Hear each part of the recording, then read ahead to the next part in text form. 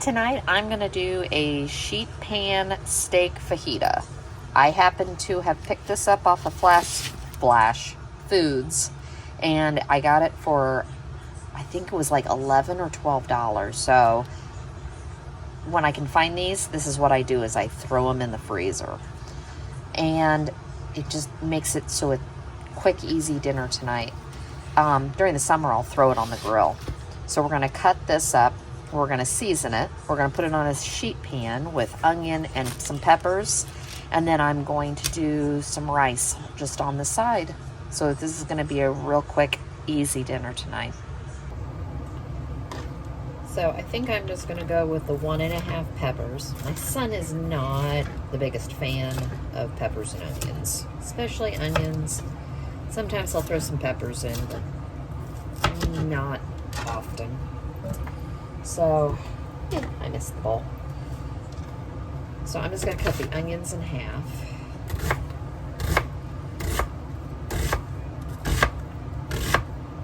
And I've already pre-started my oven. It's at 400. You can also do this in the broiler. I'm just going to put it in the oven.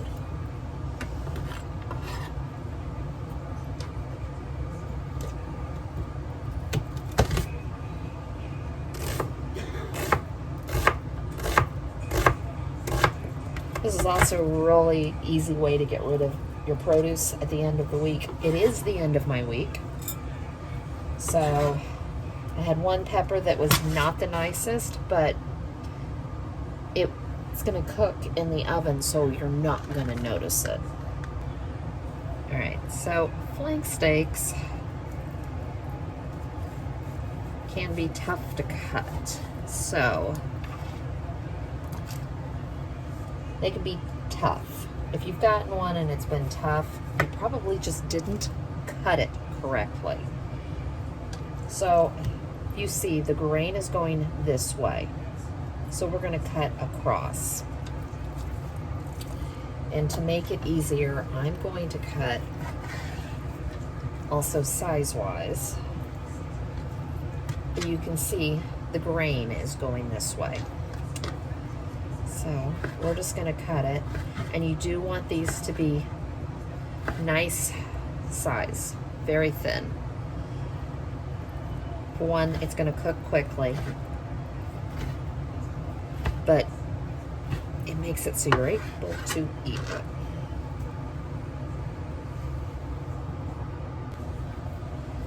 So I forgot to mention, you also need olive oil, cooking oil of any type. I just always use the avocado. So we're going to put some avocado on here. And then we're going to start with the seasoning.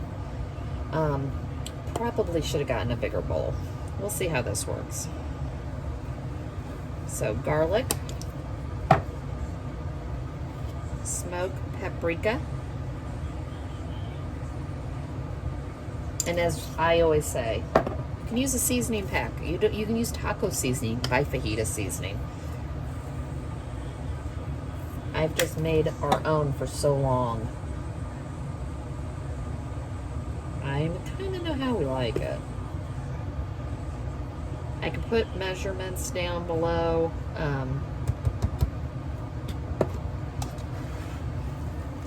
If you've never made it. If you've never made it, I suggest you try it one time. It might be too much when I had little kids, I didn't take the time to do it. I just bought the packet. When the boys got older and I started playing around with ingredients and recipes is when I started to really cook more from scratch. See, I'm gonna make a mess. I should have got a bigger bowl. But what you're doing is you're just throwing together a taco seasoning packet. The nice thing about it though is it's not got all those chemicals and the preserving agents in it. It's just actually the seasoning.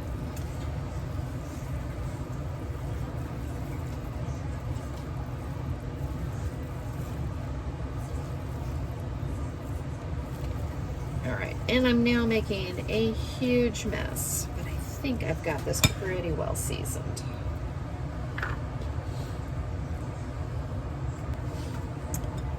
All right. So this is one of those, I've already got the sheet pan, and I got a big sheet pan. At least I did that right. You could have also put this in a Ziploc bag and shaken this. I'm notorious for that too. But you're wanting to get this in layers, in just a layer, a single layer, because it's going to cook better.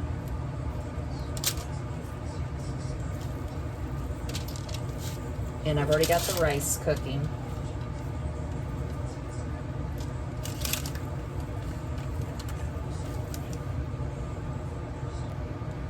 So it only took me a few minutes, and I've kind of got it all out here. And I just made sure everything's got some seasoning, and all the meat is not just stacked onto each other.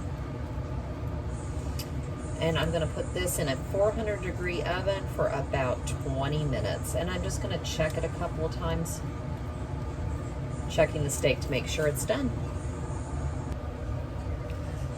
So it only took about 15 minutes. And I'm going to put together a fajita for you.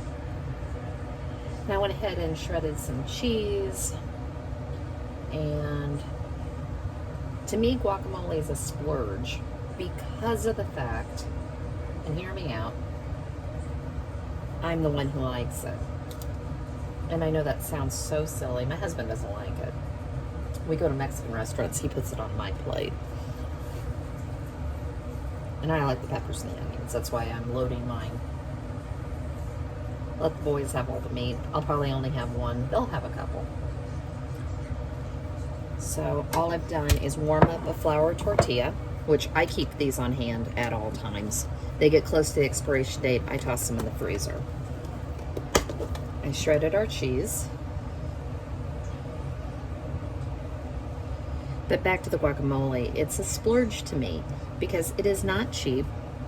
And if you don't eat it, I mean, I can get 2 meals out of it. Let's put it that way. Especially my child that lives at home really likes it anyway. So to me, it's okay. We've got fresh salsa and sour cream. But I put press and seal down in it so that after I use it the first time, it doesn't turn brown. But on the weeks that I decide I'm going to have guacamole, because I like guacamole, we have Mexican at least 2 or 3 nights, and no one in this house wants to complain. So there's a positive. And then I'm just going to put some sour cream on this.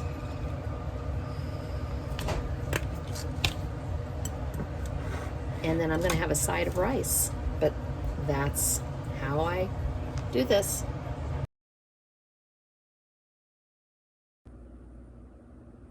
So it's kind of cold and wet out, so I'm going to throw together, and I'm sure I'm not saying it right, pasta fagioli.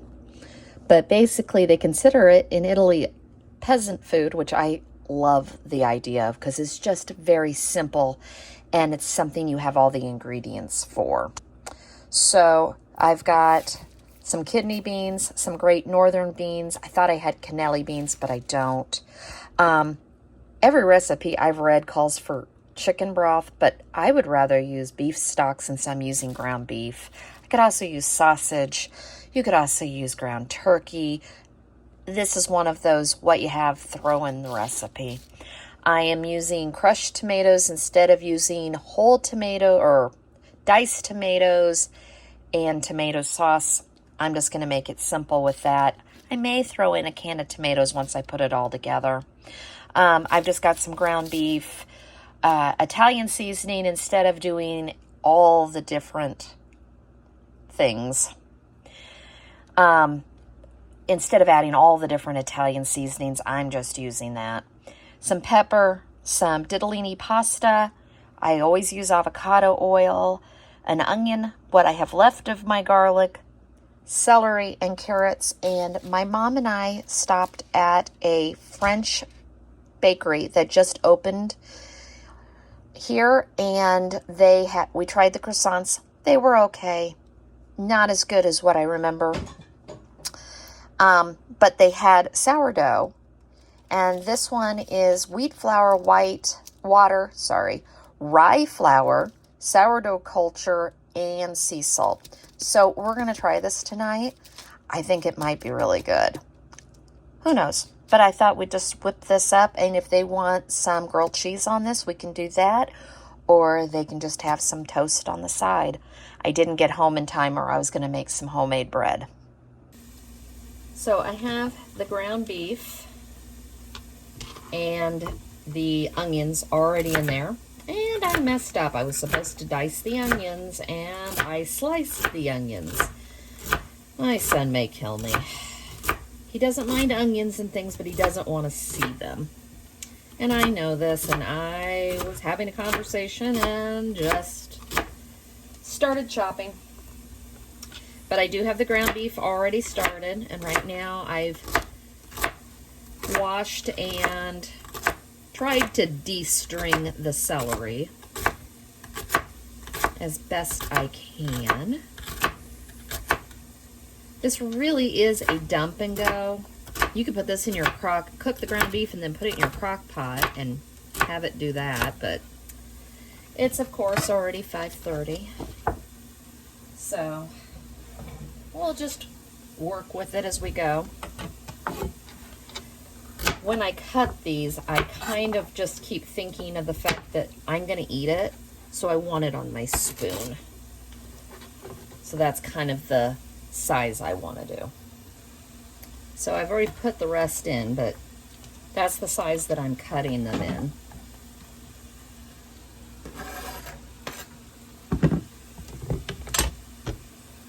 So now all I'm doing is cooking all of that down so it just gets some flavor.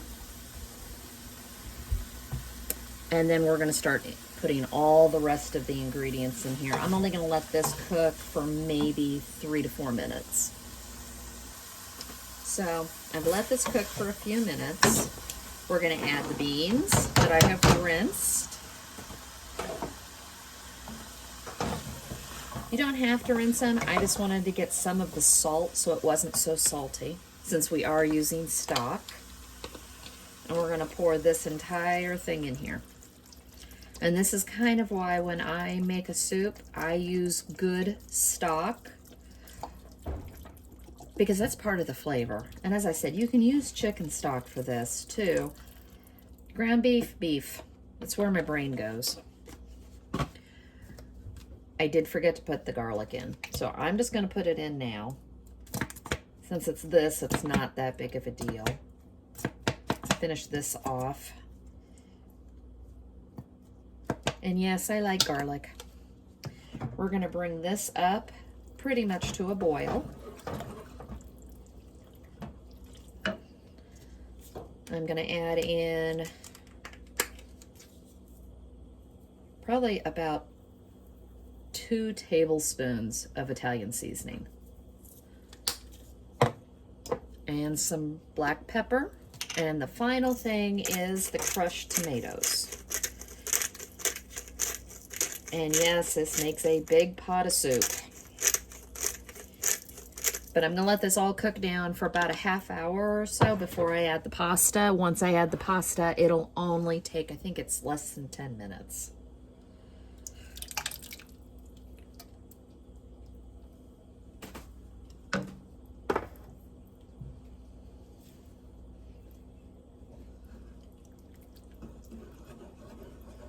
Just get this up to temperature.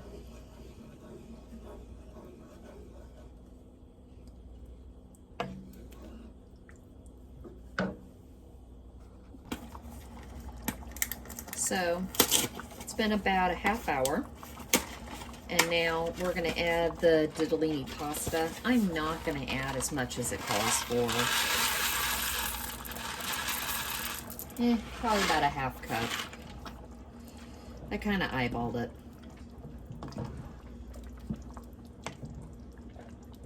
And this should take about another 10 to 12 minutes, and then it's ready to serve. The pasta will also serve to thicken this because I cooked the pasta in it rather than separate. So, all finished. Nice, warm bowl of soup. Really didn't take that long to make it. And it really thickens up. So as you can see, if you like a thicker soup, this works really well. And then we're just gonna take a little bit of parm. I don't have any fresh. And a piece of the sourdough. And that's dinner tonight.